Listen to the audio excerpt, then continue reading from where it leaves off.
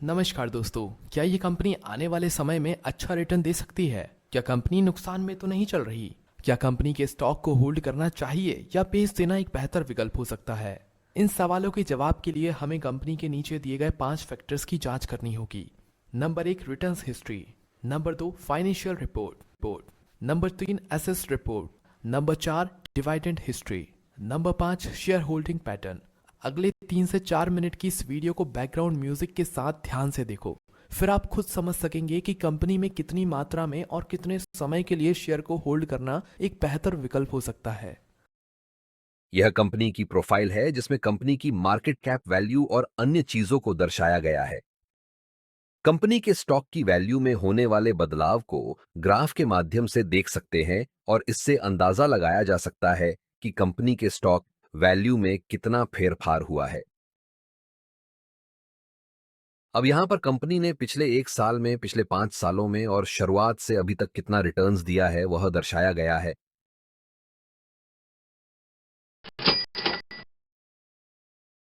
दोस्तों, अब हम कंपनी की फाइनेंशियल रिपोर्ट को देख लेते हैं कि कंपनी कितना रेवेन्यू और प्रॉफिट बना पा रही है। क्योंकि कंपनी को आगे बढ़ने के लिए अच्छा प्रॉफिट बनाना भी जरूरी होता है, तो नीचे की रिपोर्ट पर ध्यान दे।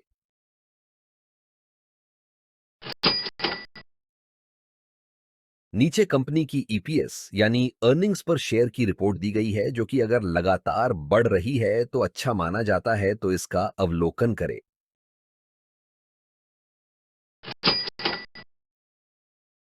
नीचे कंपनी की डीपीएस यानी डिविडेंड पे आउट रेशियो को दर्शाया गया है।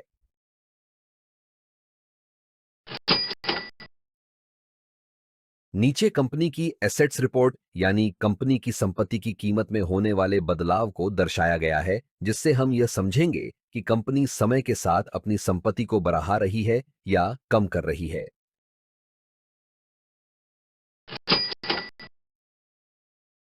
नीचे कंपनी की कैपिटल एक्सपेंडिचर्स की रिपोर्ट को दर्शाया गया है, जो अगर समय के साथ बढ़ता है तो यह कंपनी की ग्रोथ के लिए अच्छा माना जाता है।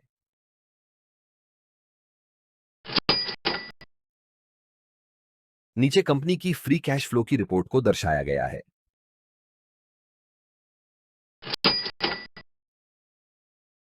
नीचे कंपनी के द्वारा दिए गए पिछले 5 डिविडेंड की रिपोर्ट्स का अवलोकन करें और जाने कि कंपनी डिविडेंड के मामले में कैसी रही हुई है।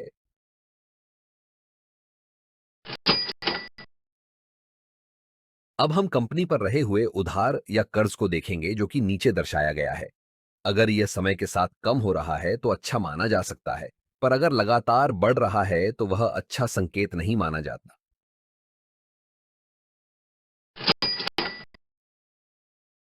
नीचे कंपनी के पास रहे हुए स्टॉक की मात्रा को देखा जा सकते हैं और उसके साथ साथ यह भी देखना जरूरी है कि कहीं कंपनी ने अपने स्टॉक को गिरवी तो नहीं रखा हुआ। अगर रखा भी है तो कितनी मात्रा में रखा गया है। कंपनी में म्यूचुअल फंड्स के द्वारा की गई होल्डिंग को नीचे दर्शाया गया है।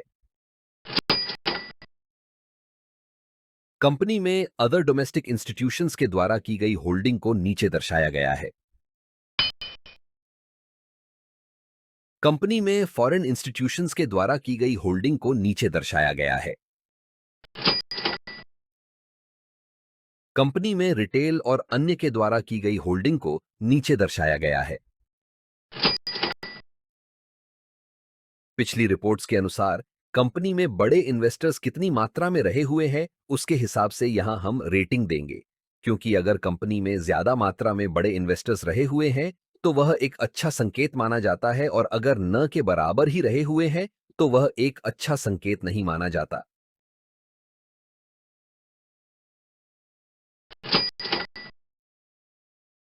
कंपनी में कुछ पॉपुलर प्लेटफॉर्म के द्वारा बताए गए रिस्क को नीचे दर्शाया गया है।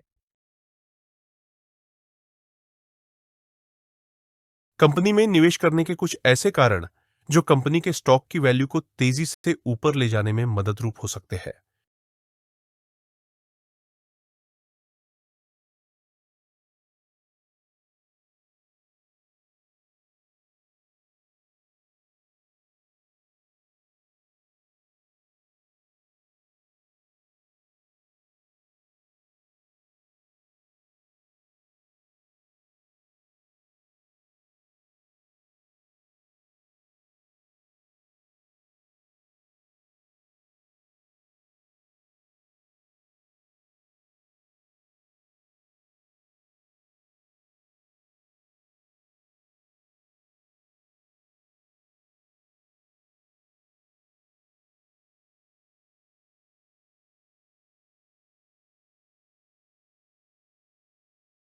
अब हम कंपनी में निवेश करने के कुछ नुकसान और रिस्क को देखते हैं।